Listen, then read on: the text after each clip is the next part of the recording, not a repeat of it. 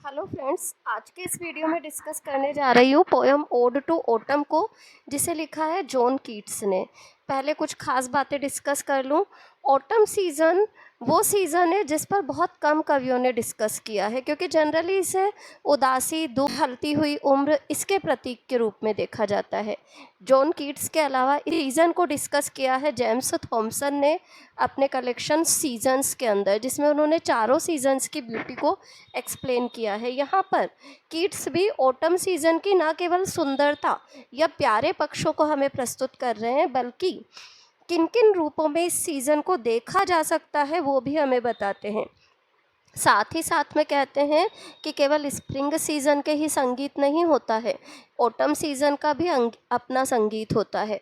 और autumn season के संगीत को कौन कौन सी चीज़ें रिप्रेजेंट करती हैं, ये उन चीज़ों की ओर भी हमारा ध्यान लेकर के जाते हैं। वो उन चीज़ों की ओर भी हमारा ध्यान लेकर के जाते हैं। तो पोयम स्टार्ट करते हैं। देखिएगा, सीजन ऑफ मिस्ट एंड मेलो फ्रूटफुलनेस।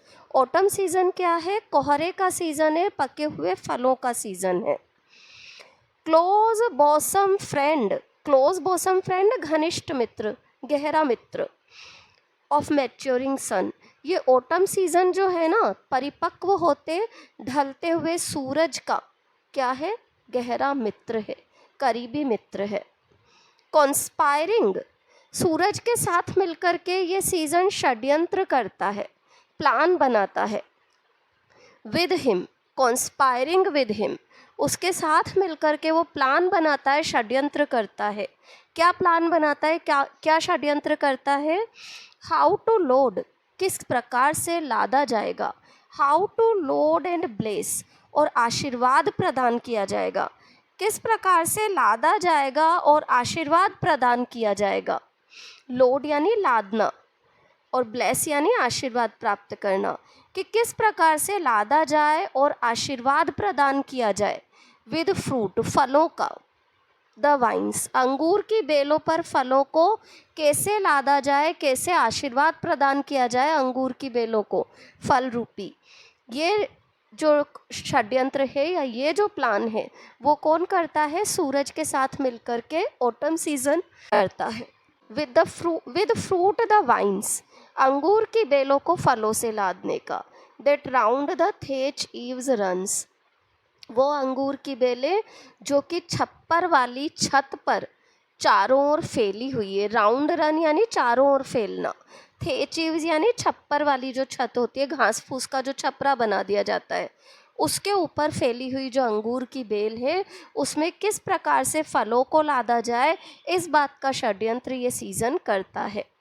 टू बैंड, कैसे झुका दिया जाए। बैंड यानी झुकाना। To bend with apples, apples के वजन से कैसे झुका दिया जाए। किसे? द मोस्ट कॉटेज ट्री, काई वाले बगीचे के पेड़ों को। मोस्ट यानी काई वाले, कॉटेज यानी बगीचे के। काई वाले बगीचे के पेड़ों को कैसे सेबों से लादा जाए। एंड फिल, और भरा जाए। ऑल फ्रूट, हर फल को। विद राइपनेस, परिपक्वता से। राइपनेस यानी पका देना। हर फल को कैसे पका दिया जाए। टू द कोर, कोने कोने तक। टू द कोर, हर फल को कैसे कोने कोने तक पका दिया जाए, इस बात का षड्यंत्र भी ये सीज़न करता है। और कैसे जो बगीचे में पेड़ हैं उन पेड़ों पर एप्पल्स लाद दिए जाएं, इसका षड्यंत्र भी ये सीज़न सूरज के साथ मिलकर करता है। यानी कि ये सीज़न फलों के पकने का सीज़न है। टू स्वेल द गोर्ड, ये सीज़न क्या करता है? गोर्ड, गूदेदार फलों को फुला देता है, यानी कि और गुड़ भर देता है, उनमें गूदा भर देता है। Plump the Hazel shells, plump यानी भर देना। The Hazel shells, Hazel shells यानी कठोर आवरण वाले। हेज़ल शेल्स यानी कठोर आवरण वाले, और भर देता है ये सीज़न कठोर आवरण वाले, लकड़ी जैसा आवरण होता है जिनका बाहर, उन्हें। विद अ स्वीट कर्नल, उनको एक मीठे बीज से भर देता है। वो फल जिनका कठोर आवरण है उनमें एक मीठा सा बीज भर देता है। कौन से फल होते हैं ये? बादाम, अखरोट, जिन पर बाहर एक कठोर आवरण होता है और अंदर से एक मीठा सा बीज निकलता है। इन सारे फलों को भी क्या करता है ये सीज़न सूरज के साथ मिलकर के बीजों से भर देता है। टू सेट बडिंग मोर, इसके अलावा क्या प्लान करता है? और कलियां खिलाने का। To set budding more, budding यानी कलियां, और ज़्यादा कलियां खिलाने का प्लान करता है। स्टिल मोर, और ज़्यादा। Letter flower for the bees, बाद में इतने फूल खड़े कर देता है या इतने फूल उगा देता है। Letter flower for the bees, बाद में मधुमक्खियों तक के लिए फूल बच जाएं, इतने फूल खिलाता है। अनटिल दे थिंक, मधुमक्खियाँ भी सोच करके चकरा जाती हैं। अनटिल दे थिंक, क्या सोचने लगती हैं? Warm days will never cease, कि ये गर्म दिन अब ख़त्म ही नहीं होंगे क्या। जब तक मधुमक्खियाँ ये ना सोचने लगें कि गर्म दिन कभी ख़त्म नहीं होंगे, तब तक ये सीज़न क्या करता है? कलियाँ खिलाता चला जाता है। फॉर समर, क्योंकि गर्मी के मौसम के कारण क्या हुआ है? Has over brimmed, over brimmed यानी लबालब भर देना, ऊपर तक भर देना। ओवर ब्रिम्ड का मतलब होता है ऊपर तक, लबालब भर देना। For summer has over brimmed their clammy cells, उनके जो चिपचिपे छत्ते हैं, क्लेमी यानी चिपचिपे और सेल्स यानी छत्तों से है, यहाँ मधुमक्खियों के छत्तों से। मधुमक्खियों के जो छत्ते हैं उन्हें इस सीज़न ने क्या किया है? लबालब भर दिया है। किससे? शहद से। आगे देखिए, अब अलग अलग किन किन रूपों में या कौन कौन सी चीज़ें हैं जिन्हें देखने पर हमें एहसास हो जाता है कि ऑटम सीज़न आ गया है, उसे देखते हैं आगे के स्टेंजा में। यहाँ तक वो ये बता रहा है कि ऑटम सीज़न आने पर प्रकृति में क्या क्या परिवर्तन आते हैं। बहुत सारी कलियाँ खिलती हैं, जो बीज वाले फल हैं उनमें बीज भर जाता है, एप्पल्स बहुत सारे पक जाते हैं, अंगूर की बेलों के अंगूर पक जाते हैं। तो ये तो हुआ नेचुरल चेंजेस जो भी हैं वो सारे के सारे। अब नेक्स्ट स्टेंजा में पोइट हमें बता रहा है कि किन किन चीज़ों को देखने पर हमें समझ जाना चाहिए कि ऑटम सीज़न आ गया है। इसमें वो हमें 3-4 एक्सप्लेन चीज़ें करता है पर्सोनिफिकेशंस के जरिए। कहता है जब कोई महिला धान फटकती हुई नज़र आए तो समझ जाइए कि ऑटम सीज़न आ गया है, या फिर कोई घसियारा घास लेकर के जा रहा है तो ऑटम सीज़न आ चुका है। कोई व्यक्ति फसल काट रहा है, कौन सी? अफ़ीम की फसल, और अफ़ीम की फसल को काटने पर क्या होगा? क्योंकि इंटॉक्सिकेटिंग फ्रूट है अफ़ीम, तो उसके नशे में वो आधी फसल काट करके ही सो गया है। तो जब ये स्थिति हो तो समझ जाइए कि ऑटम सीज़न आ गया है। या फिर कोई व्यक्ति जूस की मशीन के पास बैठा हुआ है, जूस निकाल रहा है। ये सारी स्थितियाँ जब आपको दिखें तो समझ जाएं कि ऑटम सीज़न आ चुका है। तो ध्यान दीजिएगा, हु हैथ नॉट सीन, किसने नहीं देखा है? दी, ऑटम सीजन को रेफर कर रहा है, बोल रहा है संबोधित करके, किसने नहीं देखा तुम्हें? ऑफ्ट, अक्सर कर देखा है। कहाँ? अमिड दाई स्टोर, जो तुम्हारा खजाना है ना, संग्रह जो है उसके पास, उसके बीचों बीच। अब कौन सा है ये संग्रह? देखो, समटाइम्स, जब कोई व्यक्ति कभी कभी, समटाइम्स कभी कभी, हुएवर कोई भी, सीक्स एब्रोड, जो तुम्हें इधर उधर ढूंढता है कि ऑटम सीज़न कैसे दिखेगा, कहाँ दिखेगा। मे फाइंड दी, तो वो तुम्हें पा सकता है। मे फाइंड दी, कहाँ पा सकता है? सिटिंग केयरलेस, कि तुम बड़े बेपरवाह होकर के बैठे हुए हो। ऑन अ ग्रेनरी फ्लोर, धान के से भरे हुए फर्श पर, तुम बैठे हुए हो धान से भरे हुए फर्श पर। इस रूप में जब तुम्हें देखा जाए बेपरवाही से बैठे हुए तो तुम हो। ग्रेनरी, धान से का जो फर्श है या धान से भरा हुआ जो फर्श है। दाई हेयर सॉफ्ट लिफ्टेड, उस समय क्या हो रहा होता है? दाई हेयर सॉफ्ट लिफ्टेड, तुम्हारे बाल बड़े ही धीमे धीमे या मधुर अंदाज में उड़ रहे होते हैं। बाय द विनोइंग विंड, जो धान को फटकने से हवा चलती है ना, उससे। By the winnowing wind.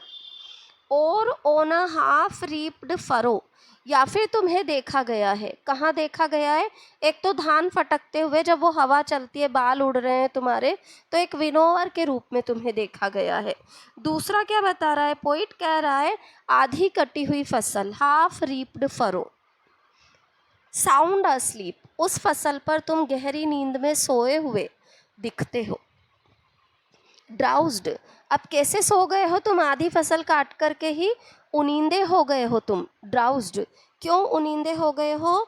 With the fume of poppies, अफीम की महक के कारण। पॉपीज अफीम, अफीम की महक के कारण तुमने आधी फसल काटी है और आधी फसल काट करके ही सो गए हो गहरी नींद में। इस रूप में भी तुम्हें जब देखा जाए तो ऑटम सीजन आ गया है। वाहिल दाई हुक, और आधी काट दिए तो क्या है? वाहिल दाई हुक, जो तुम्हारे हाथ में वो दराती या हसिया है।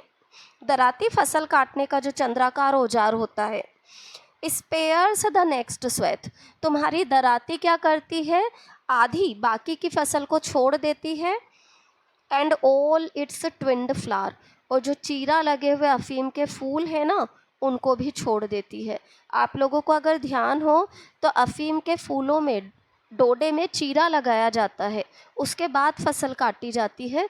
तो इसलिए बोल रहा है कि आधी फसल तो कट गई है और आधी फसल में कटे जो चीरा लगे हुए डोडे हैं अफीम के, वो रह गए हैं और तुम उनींदे होकर के सो गए हो। एंड समटाइम्स, और कई बार, and sometimes like a gleaner, कई बार तुम्हें घसियारे के रूप में भी देखा गया है।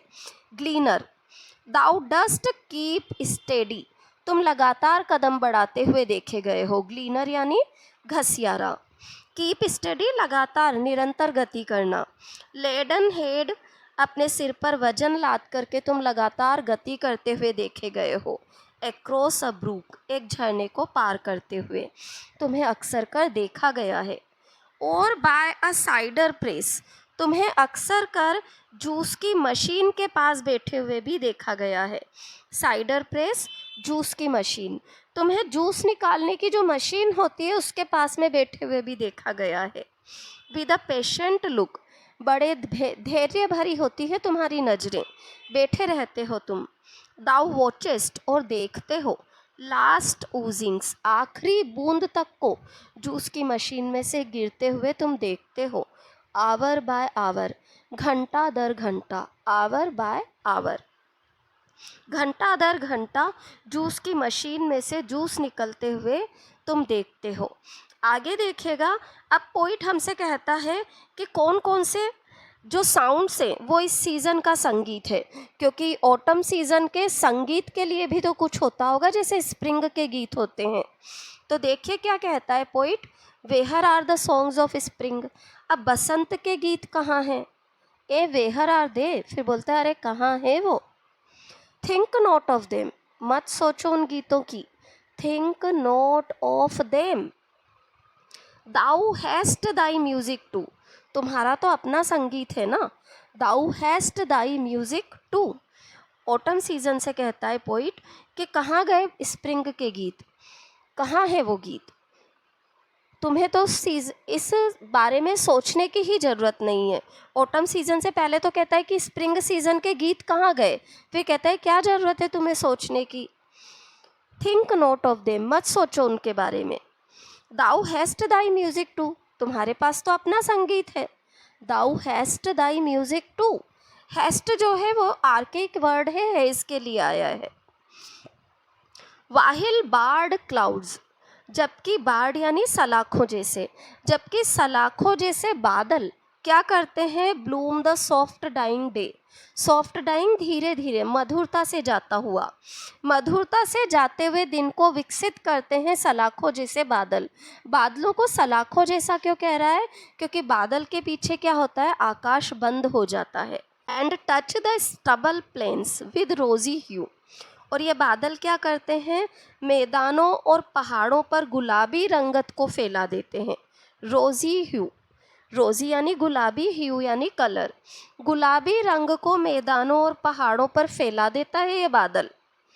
देन जब ये शाम का समय आ जाता है तो तुम्हारा संगीत सुनाई देता है। कौन सा संगीत? सुनो। देन इन अ वेलफुल कोयर, कोयर यानी ग्रुप में गाया जाना, वेलफुल यानी विलाप भरा, रोने की सी आवाज आना। Then in a wailful choir the small gnats mourn, छोटे छोटे जो जीनोट मच्छर होते हैं ना, वो विलाप करते हैं एक विलाप के सुर में। तो इन मच्छरों की आवाज़ क्या है? इस सीज़न का संगीत है। जिन लोगों के एग्ज़ाम में शॉर्ट क्वेश्चंस आते हैं ना, उन्हें याद रखना चाहिए। पूछा जाता है what are the songs of autumn, तो आगे यही रेफरेंस दिया गया है कि कौन कौन सा साउंड ऑटम सीज़न का संगीत है। देखिए, देन इन अ वेलफुल कोयर, फिर एक विलाप भरे सुर में, द स्मॉल जीनोट्स मोर्न, छोटे छोटे जीनोट मच्छर भन भन की आवाज़ करते हैं। कहाँ करते हैं? अमंग द रिवर सेलोज, जहाँ छिछला पानी है, कम पानी है ना, उस जगह पर उत्पन्न होते हैं ये मच्छर। बोर्न एलोफ्ट, अचानक से जन्म ले लेते हैं। छिछले पानी की जगह पर मच्छर जन्म ले लेते हैं, पैदा हो जाते हैं, तो इसलिए बोल रहा है बोर्न एलोफ्ट, एकदम से जमा हो जाते हैं।